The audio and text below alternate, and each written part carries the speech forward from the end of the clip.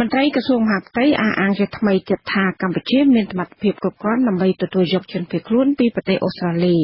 ការអះអាងនេះគឺនៅបន្ទាប់ពីអង្គការសិទ្ធិមនុស្សជាតិនិងអន្តរជាតិទាមទារឲ្យកម្ពុជានិងអូស្ត្រាលីលុបចោលកិច្ចព្រមព្រៀងស្តីពីជនភៀសខ្លួនកាលពីខែកញ្ញាឆ្នាំ2014អង្គការទាំងនោះបញ្ជាក់ថាកម្ពុជាមិនទាន់មានលទ្ធភាពគ្រប់គ្រងជនភៀសខ្លួនដោយសារស្ថានភាពនៃការរំលោភសិទ្ធិមនុស្សនិងភាពក្រីក្រ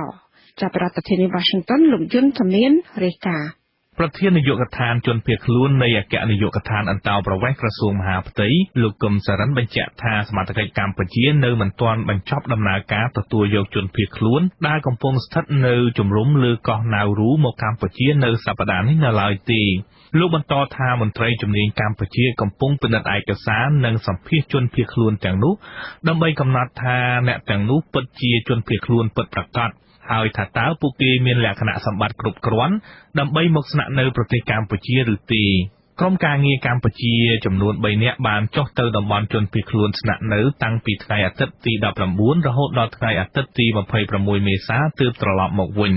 រីឯភ្នាក់ងារព័ត៌មាន AP រាយការណ៍ថាមកទល់ពេលនេះមានជនភៀសខ្លួនចំនួន5នាក់បានស្ម័គ្រចិត្តទៅរស់នៅប្រទេសកម្ពុជាជនភៀសខ្លួនទាំងនោះមកពីប្រទេសស្រីលង្កាភូមាឬមីយ៉ាន់ម៉ានិងអ៊ីរ៉ង់ប៉ុន្តែលោកកឹមសរិនបញ្ជាក់ថាមកទល់ពេលនេះរដ្ឋាភិបាលកម្ពុជាមិនទាន់ដឹងថាមានជនភៀសខ្លួនប៉ុន្មាននាក់និងស្ម័គ្រចិត្តមករស់នៅកម្ពុជានៅឡើយទេទន្ទឹមគ្នានេះដែរទីភ្នាក់ងារព័ត៌មានអង់គ្លេស Reuters ផ្សាយកាលពីថ្ងៃ20មេសាថាអូស្ត្រាលីបានផ្អាកបញ្ជូនជនភៀសខ្លួនមកកម្ពុជាជាបណ្ដោះអាសន្នកាលពីថ្ងៃច័ន្ទទី20ដោយសារតែបញ្ហាភ័ស្តុភារបញ្ហានេះទាមទាររយៈពេល 2-3 ថ្ងៃដើម្បីដោះស្រាយទោះបីជាយ៉ាងណាក៏ដោយមន្ត្រីអន្តោប្រវេសន៍អូស្ត្រាលីនៅតែបញ្ជាក់ថាគម្រោងបញ្ជូនជនភៀសខ្លួនពីកោះណាវរូមកកម្ពុជានោះមានដំណើរការល្អ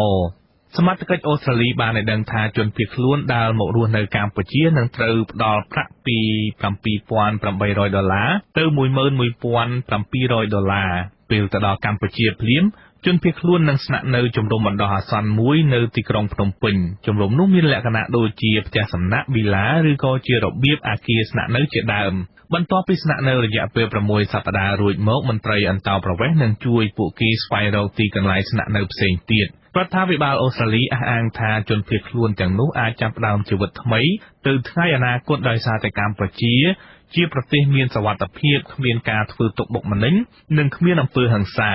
ប៉ុន្តែផ្ទុយទៅវិញគម្រោងបញ្ជូនជនភៀសខ្លួនមកកម្ពុជានៅពេលនេះត្រូវបានអង្គការសិទ្ធិមនុស្សជាតិនិងអន្តរជាតិរិះគន់យ៉ាងខ្លាំងអង្គការ UNICEF កាលពីសប្តាហ៍មុនអះអាងថាអូស្ត្រាលីបានរំលោភសិទ្ធិកុមារដោយបញ្ជូនជនភៀសខ្លួនទៅកម្ពុជា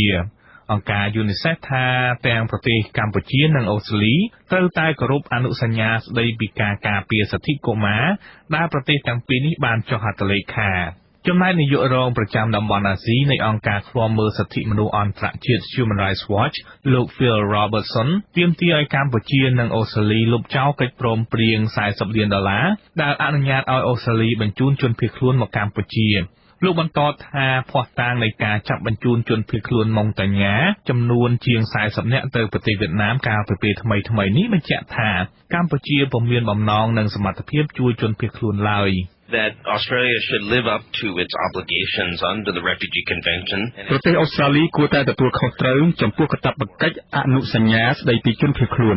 ដោយត្រូវទទួលយកជនភៀសខ្លួនទាំងនោះឲ្យទៅរស់នៅប្រទេសអូស្ត្រាលីពីព្រោះជនភៀសខ្លួនទាំងនោះបានសុំសិទ្ធិជ្រកកោននៅប្រទេសអូស្ត្រាលីប្រទេសអូស្ត្រាលីមិនត្រូវផ្ដល់លុយទៅឲ្យកម្ពុជាឲ្យទទួលយកជនភៀសខ្លួនឡើយពាក់ព័ន្ធទៅនឹងការរិះគន់នេះលោកកឹមសរិនបញ្ជាក់ថាកម្ពុជាមានបទពិសោធន៍គ្រប់គ្រាន់ក្នុងការទទួលយកជនភៀសខ្លួនទាំងនោះលោកថាបច្ចុប្បន្ននេះមានជនភៀសខ្លួនដែលទទួលបានសិទ្ធិរស់នៅកម្ពុជាមានចំនួន85នាក់